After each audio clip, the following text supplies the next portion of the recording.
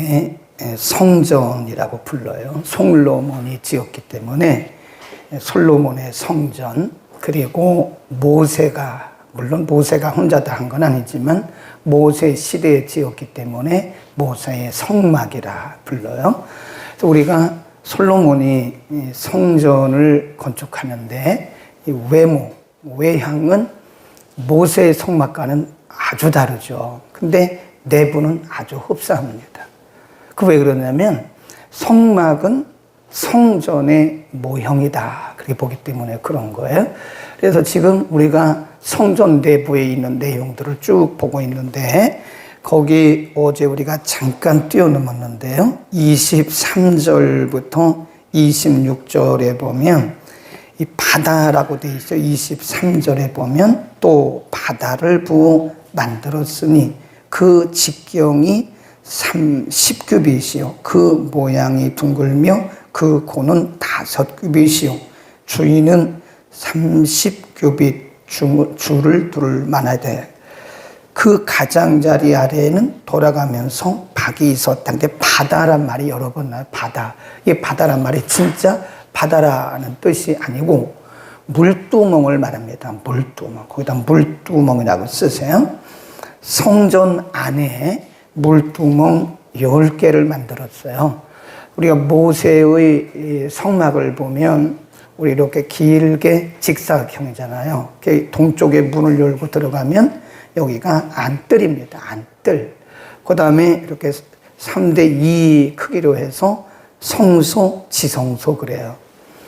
근데 이 안뜰에 제일 먼저 보이는 것이 뭐냐면 문을 열고 딱 들어가면 거기에 큰 물두멍이 있어요. 물두멍. 그 물두멍의 용도가 뭐냐면 제사장이 성소와 지성소에 들어가서 제물을 드릴 때 반드시 이 물두멍의 그 물에다가 손발을 씻어야 돼요. 손발을 씻지 않고 그냥 들어가서 제사를 드리면 죽어요. 현장에서 죽습니다. 하나님이 현장에서 즉시 치셨어요. 그래서 이 물두멍의 용도가 뭐냐면 제사를 드리는 사람들이 손발을 씻는, 물을 담는 곳이 그 물두멍입니다. 근데 그때 모세의 그 성막에는 그게 하나예요. 딱 중앙에 이렇게 크게 하나 있었거든요. 근데 솔로몬의 성막에는 그게 10개입니다. 한번 보세요. 그 바다 거기 줄고 놓고 물두멍이라고 써 있죠? 거기 물두멍이라고 써 놓으세요. 크기는 23절에 보면요, 둥글게 이렇게 만드는데 직경이 10규빗이다. 그러면 5m예요. 1규빗은 50cm로 보자 그랬잖아요. 그러니까 직경이 5m니까 굉장히 큰 겁니다. 놋으로 그런 큰 것을 10개를 만드는 거예요. 그러니까 성전이 얼마나 컸다는 거예요. 그 다음에 거기 보면 높이가 5규빗, 2m. 그렇다는 거죠. 그리고 그 개수가 38절 보세요. 몇 개인가? 38절에 보면 또 물두멍 몇 개라고 그랬어요? 10개. 물두멍 10개를 놋으로 만들었다 그랬습니다. 그래서 물두멍을요, 이렇게 보면 모세의 성막 안에서는 하나라고 그랬잖아요. 근데 솔로몬의 성전에는 들어가면서 오른쪽에 5개, 왼쪽에 5개. 그러니까 물두멍 10개, 그렇게 큰 직경이 5m짜리 이 물두멍이 5개, 5개. 그러니까 성전이 얼마나 컸겠어요. 네.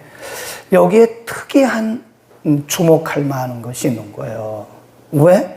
성전 안에 물두멍을 10개나 두었는가 하는 것을 우리가 의미적으로 봐야 되고요. 그 용도가 그럼 뭐냐, 용도. 모세의 성막 안에 있는 그 용도는 뭐라고 그랬죠? 지성소, 성소에 들어가서 제사를 드릴 제사장들이 손과 발을 씻기 위한 용도라고 그랬어요. 근데 솔로몬 성전에 있는 물두멍 10개, 5개, 5개는 뭐냐? 이 짐승을 잡아요, 짐승. 짐승을 바치는데 아무거나 막 바치면 큰일 납니다. 하나님이 그거 안 받으세요. 성전이 제사 드리는 곳이잖아요. 오늘날로 말하면 예배 드리는 곳이잖아요. 근데 그 제사를 드리는 게 중요한 것이 아니라 어떤 제사를 드리는가 중요하거든요. 짐승을 잡아 드리는 것이 중요한 것이 아니라 어떤 짐승을 드리느냐가 중요한 거예요. 우린 여기서 영적인 의미를 찾아내야 돼요. 왜? 모세의 상막 안에는 한 개, 제사장이나 대제사장의 손발을 씻는 데 사용되는 물을 담는 물두멍이 하나였는데 솔로몬의 성전에는 짐승들을 씻기 위한 물두멍이 5개, 10개나 있었나. 저는 성경이 여기에 대해서 답을 딱 준 게 아니에요. 우리가 이런 걸 보면서 영적으로 메시지를 유추해 나가는 겁니다. 왜 그랬을까? 모세의 성막에는 하나였는데 솔로몬의 성전에는 왜 물두멍이 5개, 10개나 있었을까? 저는 여러 가지 유추를 해보는데 2가지 의미를 찾을 수가 있겠어요. 하나는 시대적 상황입니다. 시대적 상황.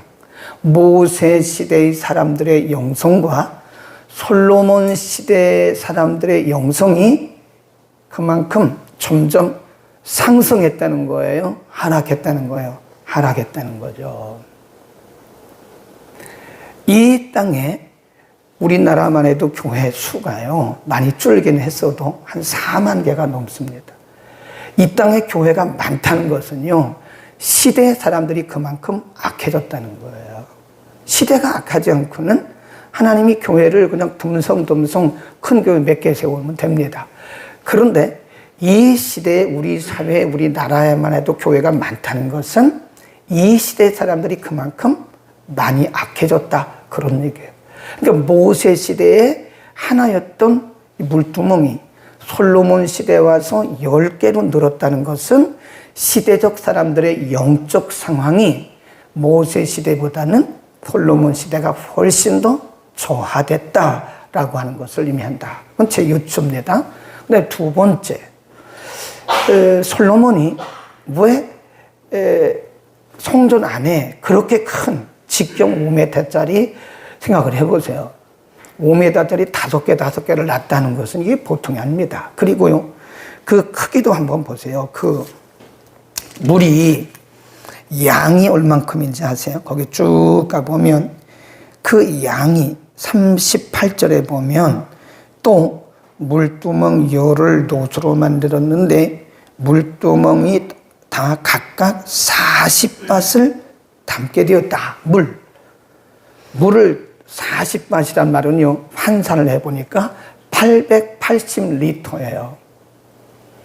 우리가 그 페트병 그 하나 있잖아요. 큰 거. 그 1리터입니다. 1리터.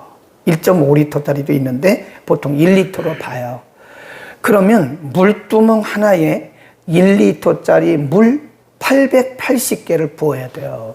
그러니까 그런 물두멍이 10개가 있다고 생각해 보라고요. 그래서 바다라고 표현한 거예요. 그래서 바다. 이해하시겠죠? 그러면 솔로몬이, 물론 솔로몬 마음대로 지은 건 아니에요. 다윗 왕을 통해서 하나님께서 식양을 주셨고 다윗이 솔로몬에게 주었고 다윗에게 받은 그 식양을 가지고 그 물두멍을 만들었다고요. 그 물두멍이 왜 이렇게 많으냐? 라고 하는 것은 바다같이 큰 그 물두멍 10개, 5개를 두었다라고 하는 것은 지금 강조점이 어디 있느냐, 그 강조점. 물두멍의 용도가 뭐예요? 성결입니다, 성결. 아무 짐승 들여가지고는 안 돼요. 짐승 아무거나 갖다 바치면 안 되니까 물두멍에서 짐승들을 씻으라는 거예요. 짐승들을 다 깨끗이 해가지고 깨끗한 짐승을 하나님 앞에 제사로 올려드리라는 겁니다. 이것을 오늘날, 만일 오늘날도 이 교회 안에 물두멍을 둔다면요, 제가 볼 때 의자 수보다 물두멍이 더 많아야 돼요. 왜 그렇죠? 솔로몬 시대보다 우리 시대 사람들의 영성이 훨씬 저하됐어요. 훨씬 죄가 많다는 거예요. 훨씬 더 우리의 죄질이 더 크다는 거예요. 그래서 성전에 오는 사람들은 다 물두멍에 씻어야 된다고 말한다면 제가 볼 때 의자 다 치우고 물두멍 놔야 됩니다. 아니면 의자마다 물두멍을 놔서 손이라도 씻고, 예. 그래서 물두멍에 물이 뭘 상징하느냐? 예수 그리스도의 보혈입니다. 거기다 써놓으세요. 예수 그리스도의 고요를 상징한다. 그래서 이 성전의 생명이 뭐냐? 성결입니다. 여러분, 교회는요, 우리가 겉으로 나타난 교회를 유형교회, 비저블 철치 그래요. 보이지 않는 믿는 사람들의 모임, 이것을 무형교회, 인비저블 처치라고 그래요. 교회는 유형이 더 중요한 게 아니에요. 실제로는 교회는 무형교회가 훨씬 중요합니다. 우리 몸이 교회예요. 저 혼자 있어도 교회고요. 우리가 모여도 교회입니다. 그 모인 교회를 공동체라고 그래요. 근데 오늘날 교회의 이 능력이 점점 정화되는 것은 왜 그러냐? 거룩성을 상실했어요, 교회들이. 교회가 거룩성을 상실하면요, 예배 형태가 아무리 웅장해도 의미가 없어요. 아무리 웅장한 예배, 아무리 웅장한 오케스트라가 있어도요, 사실 우리가 교회가 성결, 거룩성을 상실하잖아요. 그러면 저는 그거 의미 없다고 봅니다. 하나님이 받으시는 게 중요한 거예요. 하나님이 받으시는 예배를 드리는 게 중요한 거지, 예배 순서나 예배 모양이나 웅장한 이런 것은 그렇게 중요한 게 아니에요. 아무리 웅장해도 우리의 거룩성이 상실됐다면 하나님 그 예배를 받으시겠어요? 그러니까 교회의 생명이 뭐다? 성결이다. 거룩성입니다. 다시 우리가 초대교회로 돌아가자. 그럼 말만 해서는 되는 게 아니에요. 초대교회로 돌아가려면 교회마다 거룩성을 다시 회복해야 돼요. 교회가 거룩함을 회복하지 않고는 능력이 나타날 수가 없습니다. 현대교회가 능력이 왜 없냐? 세속화예요. 세상하고 똑같아요. 네. 세상 방식을 교회가 따라갑니다. 이게 구별되지가 않아요. 거룩이란 말은 구별이란 뜻입니다. 구별. 거룩이란 원뜻이 구별되다, 그런 뜻이에요. 교회가 세상과 똑같아요. 그 능력이 나타납니까? 세상 공동체와 똑같아요. 정부와 똑같아요. 그래가지고는 교회는 능력이 안 나타난다. 그래서 초대교회로 돌아가자. 그 말은 교회의 거룩성을 회복하자. 그런 겁니다. 이 물두멍 바다에 대해서는 여러분이요, 인터넷 들어가셔서 여러분 휴대폰으로 해도 돼요. 검색창에다가 열왕기상 7장 해놓고 조금 띄고 물두멍 치면 그 모양이 사진으로 지금 그 이미지라고 뜨거든요. 이미지 탁 클릭하면요, 모양이 나와요. 이게 탁 뜹니다. 이렇게 사각형으로 됐고요. 직경이 5m예요. 그리고 그다음 우리가 공부할 부분이 뭐냐면 받침대입니다. 받침대. 27절부터 37절까지는요, 받침대예요. 받침대. 그 물두멍 10개를 올려놓는 각각의 받침대를 의미하는데, 여기서 중요한 것이 뭐냐면, 크기는 뭐 비슷하겠죠. 물두멍을 얹어놔야 되니까. 근데 중요한 것이 뭐냐면, 이런 부분을 봐야 돼요. 30절 보세요. 이 받침대에는 뭐가 있느냐? 30절. 시작. 그 받침에 각각 넷 놋바퀴가 있다. 바퀴가 있어요. 바퀴. 그 그림을 여러분 나중에 찾아보세요. 거기 보면 받침대가 있고 그 위에다가 물두멍을 올려놔요. 물두멍. 근데 그 받침대 네 가운데 뭐가 있냐면 바로 놋으로 만든 이 바퀴가 있습니다. 놋바퀴가 있습니다. 놋바퀴. 우리가 모세 시대의 성막을 보면요, 바퀴가 없어요. 바퀴가 없습니다. 모세 시대의 성막은 딱 고정되어 있습니다. 이 중앙에, 안뜰 중앙에 이게 딱 고정되어 있어요. 움직이면 안 되거든요. 그런데 솔로몬 성전에 이 물두멍은요, 5개가 움직일 수 있게 이렇게 놋바퀴가 있어가, 여기 지금 우리 바퀴가 있으니까 왔다 갔다 하잖아요. 이거 생각하시면 되는 거예요. 그 받침대 10개가, 5개, 10개가 다 놋바퀴가 있어요.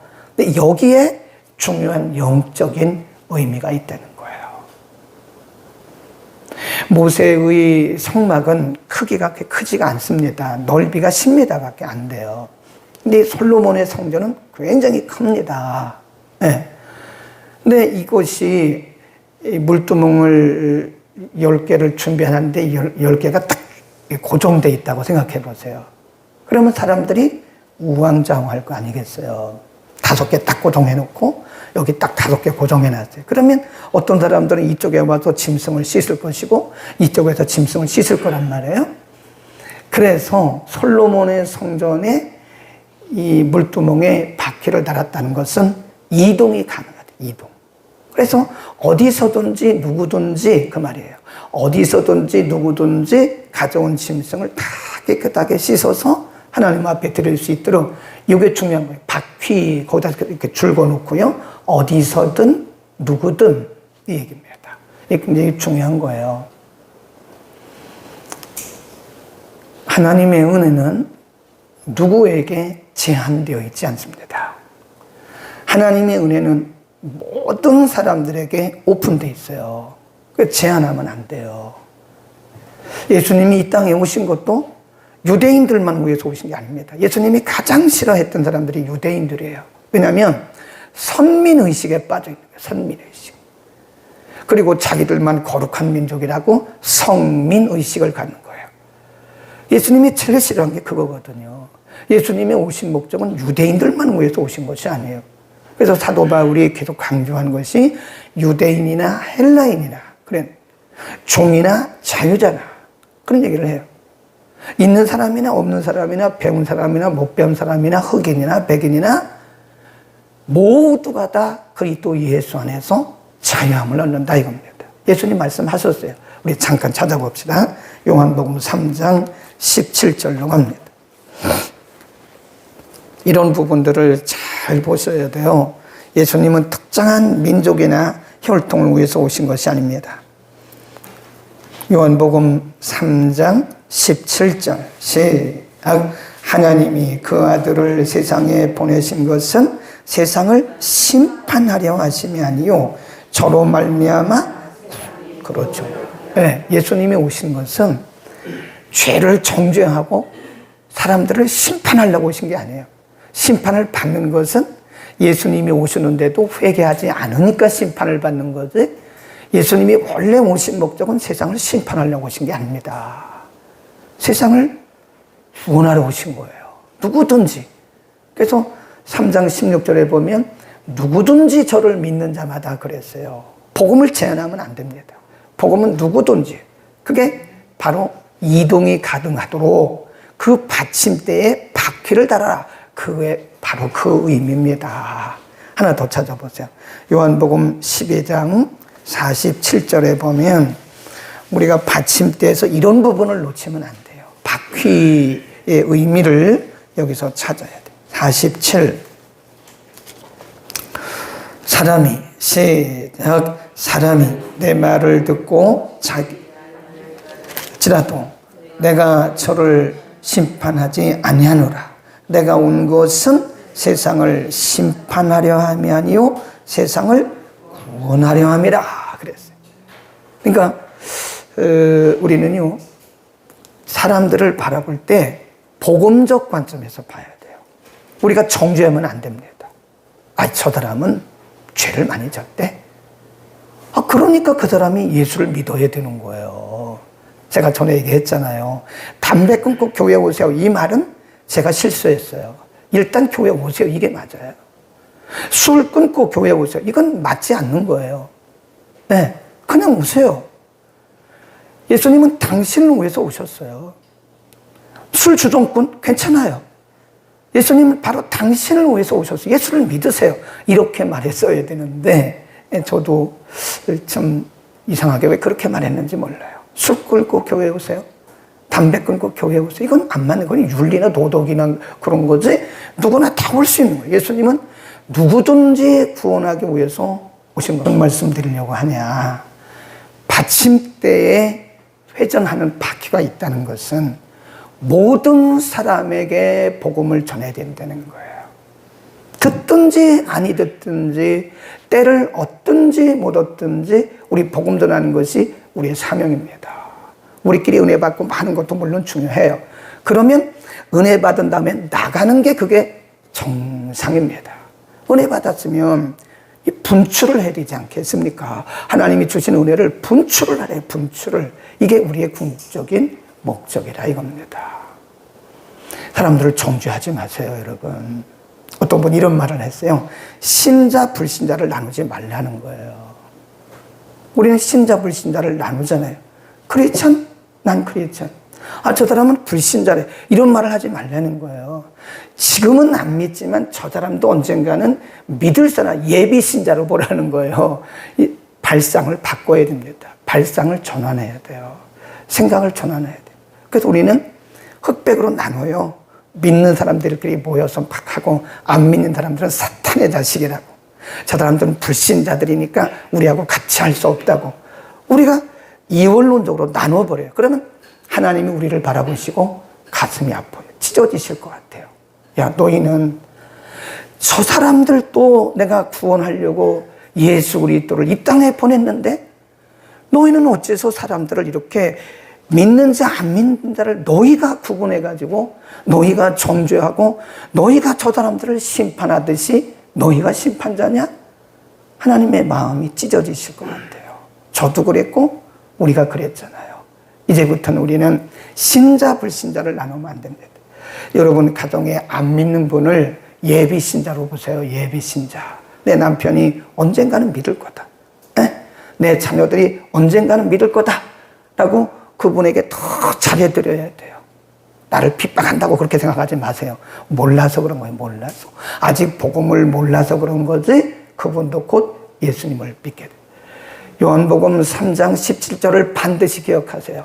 요한복음 12장 47절을 반드시 기억하세요. 내가 이 땅에 온 것은 세상을 심판하려 함이 아니라 세상을 구원하기 위해서 오신 거다. 기도하겠습니다. 걸어가신 우리 아버지, 오늘 물두멍과 그리고 받침대를 통해서 하나님이 우리에게 원하시는 것이 무엇인지를 가르쳐 주셨습니다. 이 땅에 많은 교회들을 세우시고 하나님이 교회들에게 원하시는 것은 교회의 성결입니다. 교회의 외형도 아니고 크기도 아니고 조직도 아닙니다. 하나님이 원하시는 것은 바로 성결이고 거룩인 것을 믿습니다. 우리 교회부터 거룩을 회복하고 능력이 흐르게 하여 주옵소서. 받침대에 각각 바퀴를 달았던 것은 어디서나 어떤 사람이든지 짐승을 씻을 수 있는 기회를 주기 위함인 것을 오늘 우리가 상고했습니다. 예수님이 이 땅에 오신 것은 유대인들만 위해서 오신 것이 아니라 누구든지 믿는 자들을 구원하기 위해서라고 말씀하셨습니다. 내가 이 세상에 온 것은 세상을 심판하려 함이 아니라 세상을 구원하려 함이라고 말씀하셨습니다. 우리가 흑백을 가리듯이 신자, 불신자를 가리면서 우리 스스로가 심판자인 것처럼 살지 않게 하시고 모든 사람들을 복음의 관점으로 바라볼 수 있는 하나님 아버지의 마음을 우리에게 허락하여 주옵소서. 듣든지 아니 듣든지 때를 얻든지 묻었든지 복음 전하는 우리들 되게 하여 주옵소서. 예수 그리스도의 이름으로 기도드립니다. 아멘.